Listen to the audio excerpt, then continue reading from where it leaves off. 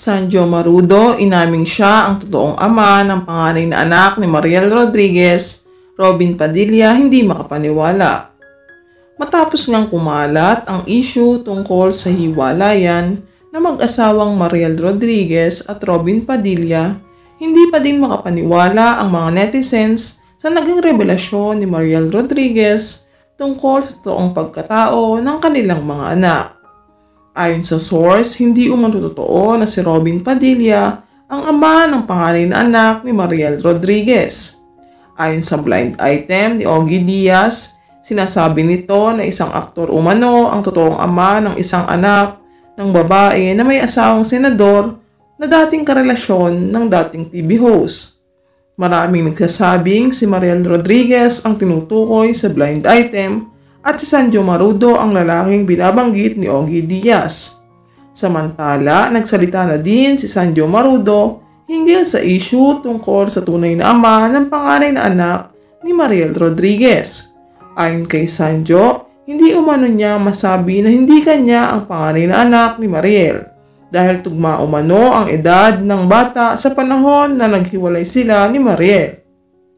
Kung siya umano ang mapapatunayang ama ng anak ni Mariel, hindi umano para takbuhan niya ang kanyang obligasyon sa bata. Mahabang panahon umano na hindi siya nakilala at nakasama ng kanyang anak. Panahon na din umano siguro para makabawi siya sa kanilang anak ni Mariel. Malaki din ang naging pasasalamat ni Sanjo kay Robin dahil naging isang mabuting ama ito sa kanilang anak ni Mariel. Hindi umano siya para agawin ang karapatan ni Robin sa kanilang anak ni Mariel. Mahabang panahon din umano itong naging isang ama sa kanyang anak. Kaya kung gusto pa din umano ng kanyang anak na makasama ang kanyang naging ama sa loob ng mahabang panahon, hindi umano para tumanggi si Sanjo. Samantala, gulat na gulat naman si Robin Padilla sa naging pagsisiwalat na ito ni Sanjo.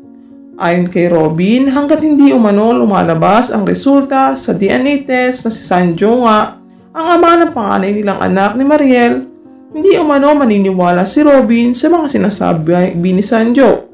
Kung mapapatunayan man umano na si Sanjo nga ang tunay na ama ng panganay nila, sino ba naman umano siya para ipagkait ang karapatan kay Sanjo para sa kanilang anak? Nais din umano makasigurado ni Robin na magiging mabuting ama si Sanjo sa kanyang anak. Lalo at itinuring umano nitong prinsesa lahat ng anak nitong babae. Samantala, iniintay pa din magpasa hanggang ngayon ang resulta ng isinagawang DNA test sa panganay ni Mariel Rodriguez at kay Sanjo Marudo.